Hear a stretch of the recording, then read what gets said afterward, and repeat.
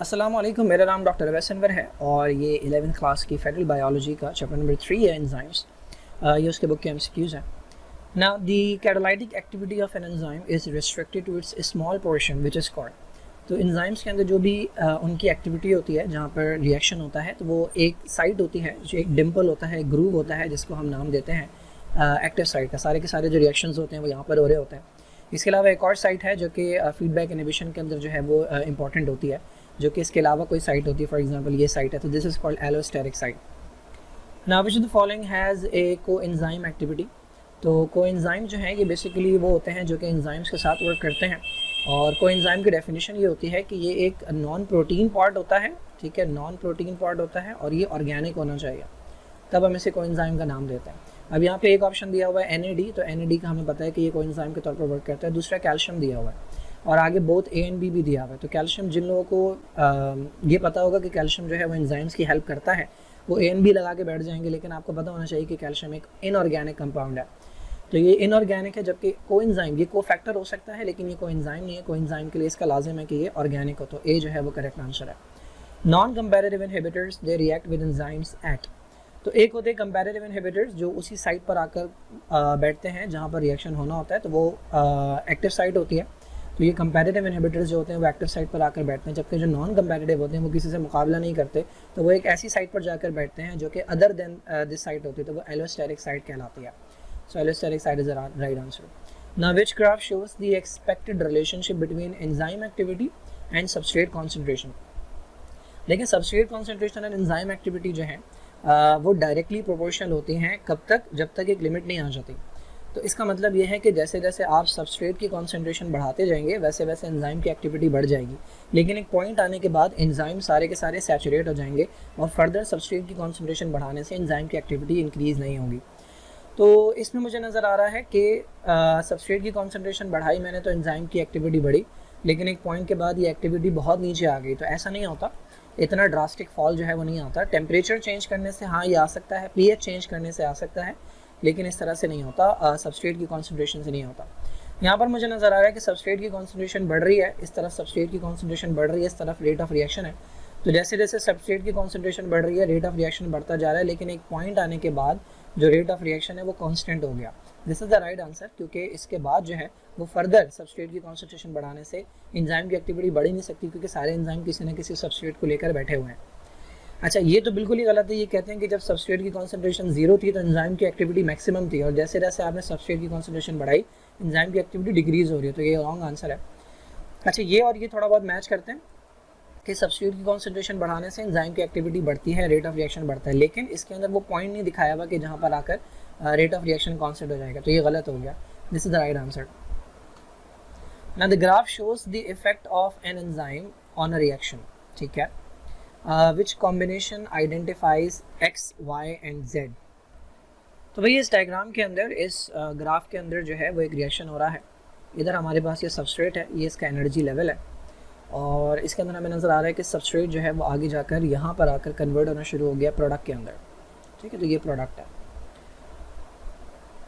अच्छा, अब हमारे पास दो रिएक्शंस जो है हमें यहाँ पर नज़र आ रहे हैं। एक को इन्होंने X लेबल किया है और एक को इन्होंने Y लेबल किया है।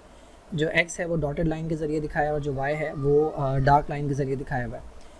और उसके बाद इन्होंने यहाँ से लेकर यहाँ तक ये जो एरिया है इसको लेबल किया है एज Z, और इन्होंने तीनों के बारे में पूछा है कि भाई वो कौन सी चीज़ किस चीज़ पर रिप्रेजेंट कर रही है। तो यहाँ अगर आप X को देखें तो X बेसिकली रिप्रेजेंट कर रहा है अनकैटलाइज रिएक्शन को। हुआ क्या कि सबस्ट्रेट को आपने एनर्जी देना शुरू की, ये एनर्जी दिखा रहे हैं यहाँ पे, तो एनर्जी देना शुरू की और इस पॉइंट के ऊपर आकर ये ट्रांजिशन स्टेट है, यानी यहाँ पर जो है वो बॉन्ड्स ब्रेक और न्यू बॉन्ड्स जो है वो फॉर्म हो रहे हैं, और उसके बाद जो है वो ये कन्वर्ट होना शुरू हो गया प्रोडक्ट के अंदर। तो इतनी एनर्जी जो है वो आपने दी, यहाँ से लेकर यहाँ तक ये एनर्जी है जो आपने दी। फॉर एग्जांपल ये 100 जूल्स है, ठीक है, जबकि वाई के अंदर आपको नज़र आ रहा है कि आपने एनर्जी देना शुरू की, लेकिन बहुत कम एनर्जी देने पर ही, तकरीबन हाफ एनर्जी देने के ऊपर ही 50 जूल्स सपोज कर लेते हैं, जो रिएक्शन है वो स्टार्ट हो गया, ट्रांजिशन स्टेट पर आप पहुँच गए, प्रोडक्ट फॉर्मेशन जो है वो स्टार्ट हो गई। तो क्लियरली नज़र आ रहा है कि जो X है वो एक अनकैटलाइज रिएक्शन है, तो इन दोनों में कैटलाइज दिया हुआ, ये आंसर नहीं हो सकता, तो या तो C है या D है। और जो Y है वो कैटलाइज रिएक्शन है, तो दोनों में कैटलाइज रिएक्शन दिया हुआ है। अच्छा, उसके बाद मुझे नज़र आ रहा है कि ये प्रोडक्ट फॉर्म हो रहा है और यहाँ पर आकर ये प्रोडक्ट जो है वो बन गया। तो इन्होंने बताया हुआ है कि ये Z क्या है। तो देखिए, ये बेस लाइन एनर्जी थी, ये वाला जो पॉइंट है ये बेस लाइन एनर्जी थी, और अब जो प्रोडक्ट की एनर्जी है वो इससे कम हो गया। इसका मतलब जो एनर्जी है वो लॉस हो गई, एनर्जी के अंदर चेंज आया है।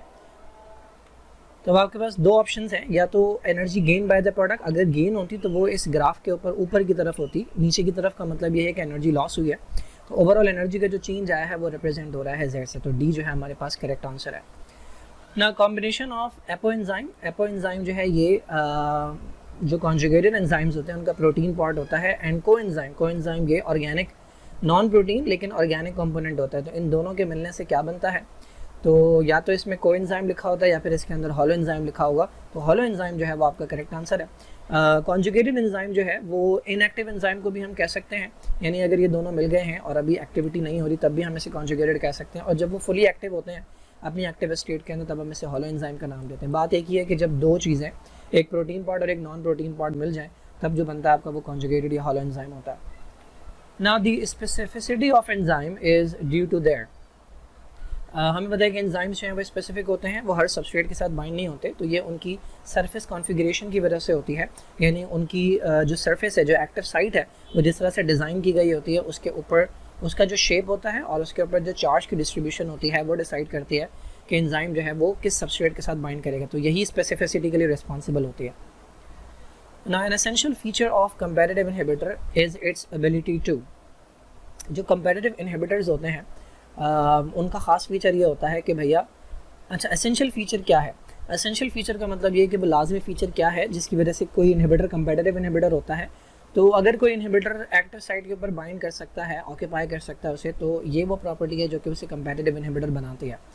चूँकि कंपैरेटिव इनहिबिटर आकर बैठते हैं किस साइट पर है, एक्टिव साइट के ऊपर, बाकी मॉडिफाई नहीं करते सबस्ट्रेट को, ठीक है, कंबाइन विद प्रोस्थेटिक ग्रुप, ऐसा भी नहीं है प्रोस्थेटिक ग्रुप के साथ कंबाइन करें, an activate an operator gene, ये भी नहीं होता। They occupy an active site.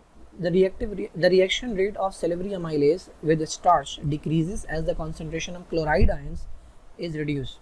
Now which of the following describes the role of chloride ions? तो भैया जो सिलेवरी अमाइलेज है वो स्टार्च को कन्वर्ट कर रहा है माल्टोज के अंदर, ठीक है, और कहा यह जा रहा है कि भाई अगर आप क्लोराइड आयन की कॉन्सेंट्रेशन कम करते जाएं तो इसकी जो एक्टिविटी है वो रिड्यूस होने लगती है। तो क्लोराइड आयन चूँकि एक इनऑर्गेनिक कंपोनेंट है तो वो कोएंजाइम नहीं हो सकता। इनहिबिटर इसे हम तब कहते हैं जब इसकी कॉन्सेंट्रेशन बढ़ाने से ये काम हो रहा होता। कंपैरेटिव इनहिबिटर तब कहते हैं जब ये उसी साइट पर आकर बैठता। तो ये कोफैक्टर है, ये एक इनऑर्गेनिक आयन है जो कि एंजाइम की एक्टिविटी के लिए ज़रूरी है, और इसकी कॉन्सेंट्रेशन डिक्रीज़ होने से एंजाइम जो है उसकी एक्टिविटी डिक्रीज़ हो रही है। Okay, so this is the 10th MCQ, how does an enzyme increase the rate of reaction. So we know that कि एंजाइम्स जो है वो रेट ऑफ रिएक्शन को इंक्रीज़ करते हैं, बट कैसे इंक्रीज़ करते हैं? तो अभी तक हमने पढ़ा है कि वो डिक्रीज़ करवाते हैं amount of activation energy required. इसका मतलब ये है कि एक्टिवेशन एनर्जी वो अमाउंट होता है कि जितनी एनर्जी रिक्वायर्ड होती है किसी भी रिएक्शन को स्टार्ट होने के लिए। तो एंजाइम्स क्या करते हैं, उसको डिक्रीज़ करवा देते हैं। फॉर एग्जांपल, अगर एक रिएक्शन स्टार्ट होना था जब 100 जो है वो एनर्जी 100 यूनिट, कोई भी यूनिट ले लें, 100 यूनिट एनर्जी देनी थी तब रिएक्शन स्टार्ट होना, तो एंजाइम जो है वो 50 के अंदर ये काम करवा देगा। अच्छा, अब एंजाइम जो डिक्रीज़ करवा रहा है वो सप्लाई नहीं करता, ठीक है, ये जो ऑप्शन है कि by supplying the energy required, तो एंजाइम्स एनर्जी सप्लाई नहीं करता। अगर सप्लाई करता है तो 50 वैसे आ रही होती, और जो 50 है वो एंजाइम्स आती तब भी 100 के ऊपर ही जाकर जो है वो रिएक्शन स्टार्ट होता है। तो एंजाइम जो है वो रिएक्शन के अंदर एनर्जी सप्लाई नहीं करता। Number 2, bye shifting the point of equilibrium जो है उसको एंजाइम, इक्विलिब्रियम वो पॉइंट होता है जिस पर जितना रिएक्टेंट्स होते हैं उतने प्रोडक्ट्स बनते हैं, जितना ही रिएक्टेंट की कॉन्सेंट्रेशन होती है उतनी प्रोडक्ट की कॉन्सेंट्रेशन होती है। तो एंजाइम जो है वो पॉइंट ऑफ इक्विलिब्रियम को छेड़ता नहीं है, एंजाइम जो है वो इक्विलिब्रियम के पॉइंट के साथ कोई छेड़छाड़ नहीं करता। Number 3, by increasing the rate of random collisions of molecules. Obviously reaction तब होता है जब दो मॉलिक्यूल्स जो है वो आपस में टकराते हैं, तो इनके कोलिजन से जो है वो इनके दरमियान रिएक्शन होता है। बट रैंडम कोलिजन अगर आपने बढ़ाना है तो आप खाली हीट देकर भी जो है वो किसी भी रिएक्शन का रैंडम कोलिजन बढ़ा सकते हैं। कोई भी मॉलिक्यूल्स जो है जब उनके अंदर एक्सेसिव काइनेटिक एनर्जी होती है तब वो जो है वो ज़्यादा एक दूसरे से टकराने लगते हैं, तो उनका जो रेट होता है रैंडम कोलिजन का वो बढ़ जाता है। बट अगेन कोई भी प्रोडक्ट बनाने के लिए रैंडम कोलिजन जो है वो काफ़ी नहीं होता, क्योंकि एक स्पेसिफिक ओरिएंटेशन होती है। फॉर एग्जांपल, अगर मैं चाह रहा हूँ कि ये वाला एक मॉलिक्यूल है और ये दूसरा मॉलिक्यूल है,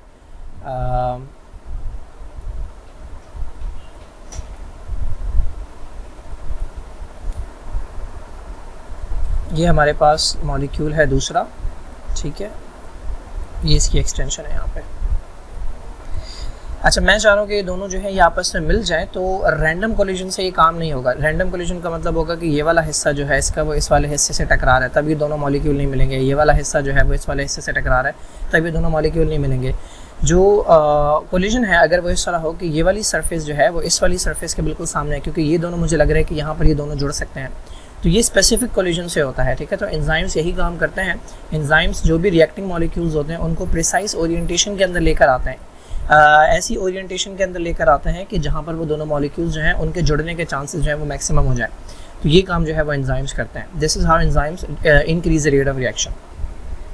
ओके, हाउ डज, अच्छा ये वही वाला क्वेश्चन है। Many enzymes are secreted in inactive form to protect. तो भैया एंजाइम्स जो हैं तो प्रोटीन्स तोड़ने वाले एंजाइम है मेनली, वो जो है वो इनएक्टिव फॉर्म में सीक्रेट किए जाते हैं। लाइक पेप्सिन जो है वो पेप्सिनोजन की फॉर्म में सीक्रेट किया जाता है, और ट्रिप्सिन जो है वो ट्रिप्सिनोजन की फॉर्म में सीक्रेट किया जाता है। क्यों? ताकि जिस सेल के अंदर ये बनाए गए हैं उसी सेल की प्रोटीन्स को ना तोड़ दें, तो उनको बचाने के लिए जो है वो ये काम किया जाता है ना। एरिप्सिन इज़ एन एग्जाम्पल ऑफ, तो एरिप्सिन जो है ये एक ऐसा एंजाइम है जो कि प्रोटीन्स के ऊपर ही वर्क करता है। ये बेसिकली मेरे ख्याल में डाईपेप्टाइड्स को या पेप्टोन्स जो होते हैं उन्हें तोड़ता है, उन्हें अमीनो एसिड्स के अंदर कन्वर्ट करता है। तो ये कार्बोहाइड्रेट, लिपिड्स वगैरह पे वर्क नहीं करता, बल्कि ये प्रोटीन्स के ऊपर वर्क करता है ना। राइबोसोम्स कंसिस्ट ऑफ, तो राइबोसोम्स बेसिकली आरएनए के मॉलिक्यूल्स होते हैं, उनके अंदर कोई प्रोटीन नहीं होता, खाली आरएनए होता है जो बिहेव कर रहा होता है एज एन एंजाइम, तो उन्हें हम राइबोसोम्स का नाम देते हैं। तो ये ओनली आरएनए होगा। दिस इज इट, ये एंजाइम्स वाले चैप्टर के जो है वो एमसीक्यूज से।